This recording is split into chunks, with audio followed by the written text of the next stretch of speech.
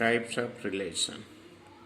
Let A is the non-empty set, and you know that relation from A to A is the Cartesian product of A cross A. Then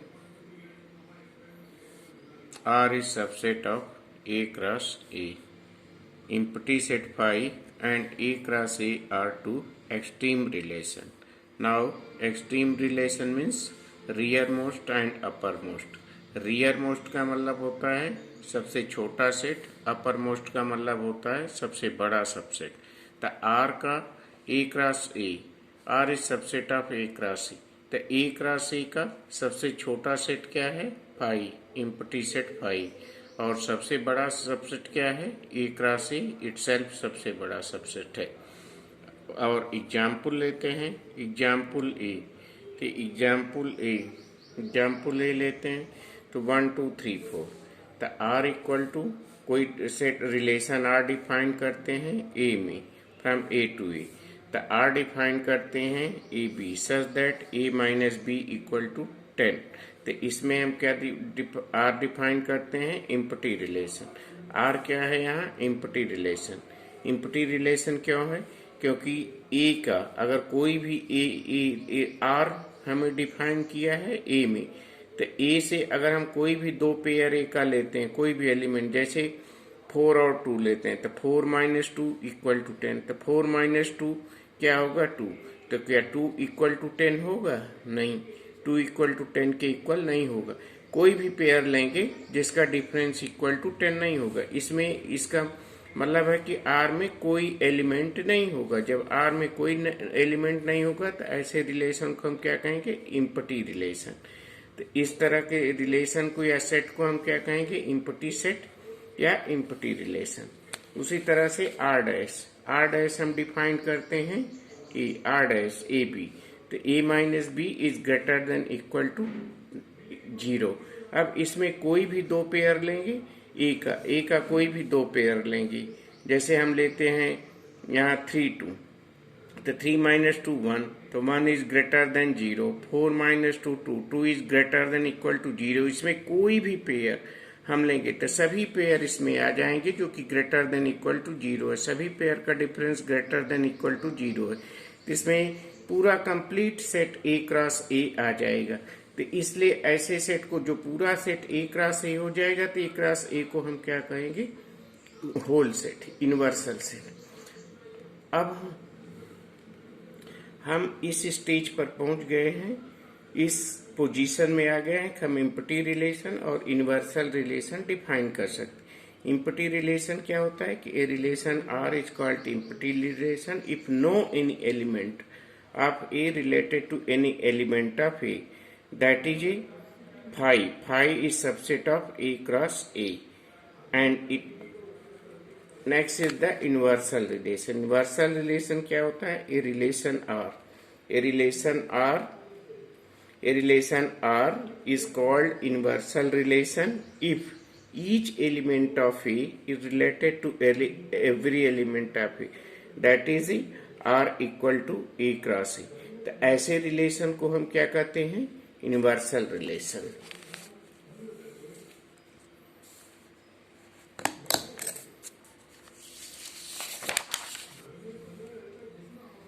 universal relation for example, अगर हम कोई ऐसा example आप दे सकते हैं कि जिसमें universal relation हो और एम्प्टी रिलेशन हो.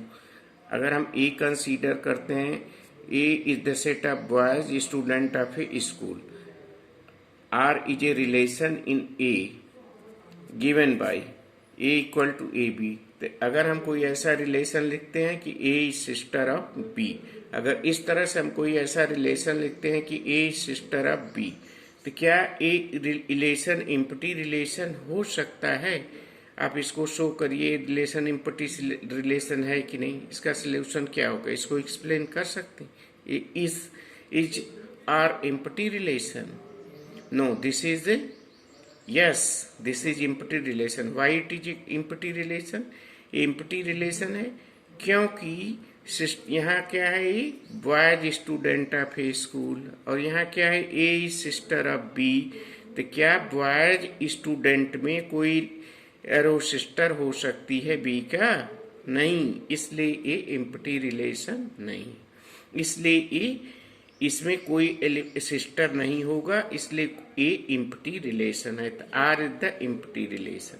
अब आर डैश लेते हैं, तो difference of height of A and B is less than 3 metre.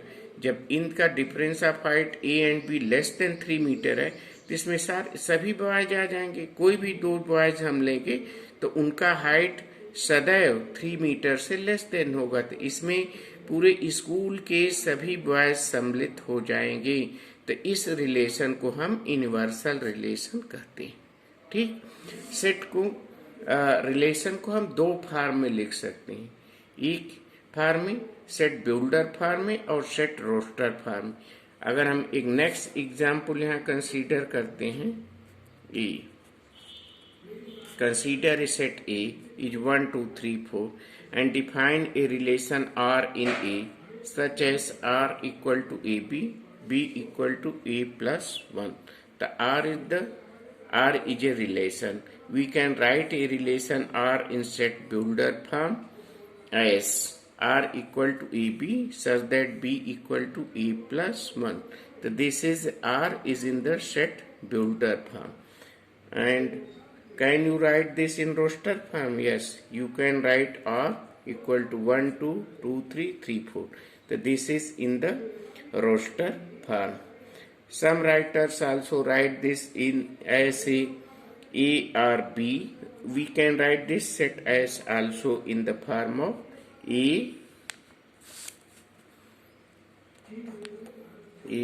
or B as B equal to A plus 1. So we can write this set in this form also, and this is in the roster form. Next is the equivalence relation. So the most important relation is the equivalence relation, which has significant role in the mathematics. इसका बहुत महत्वपूर्ण role है mathematics में।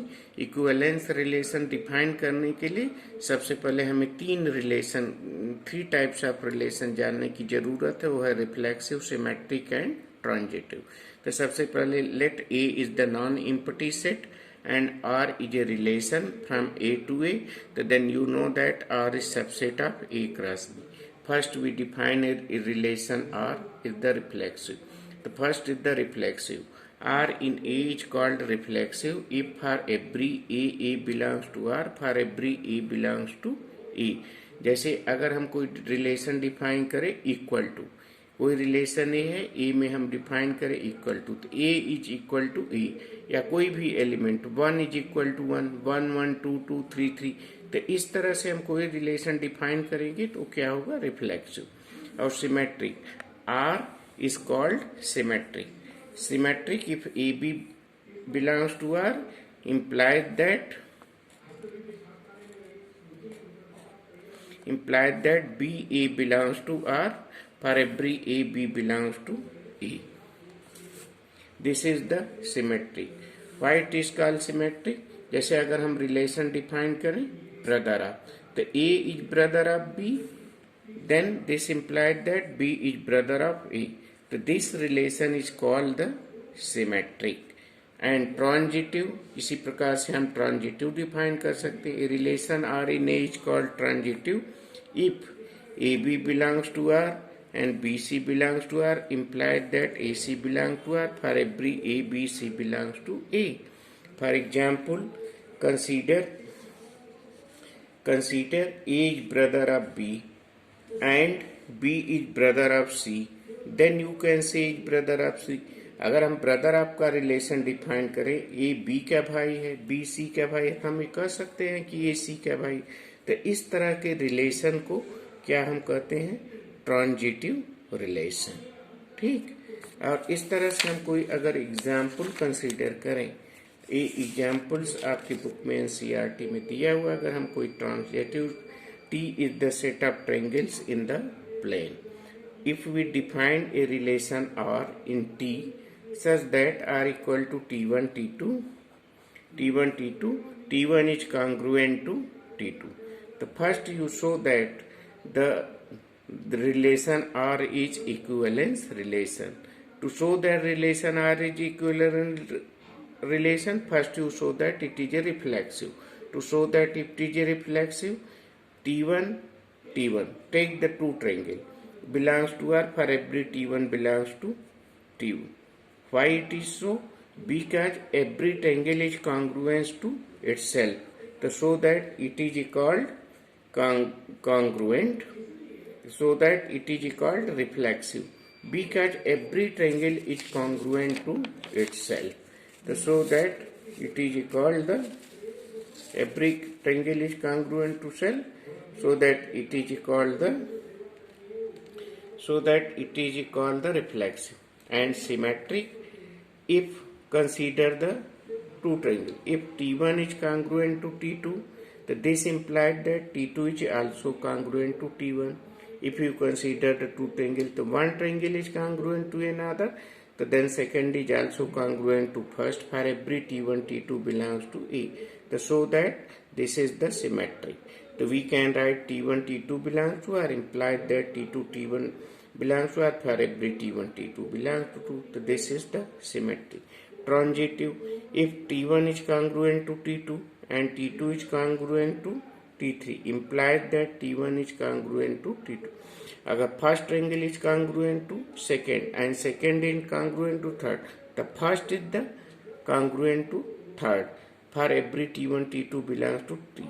So this is the transitive. Hence the relation are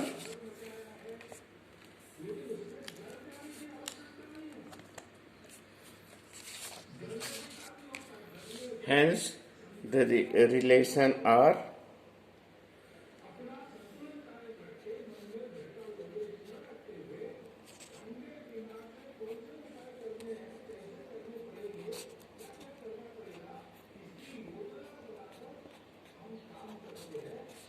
hence relation R is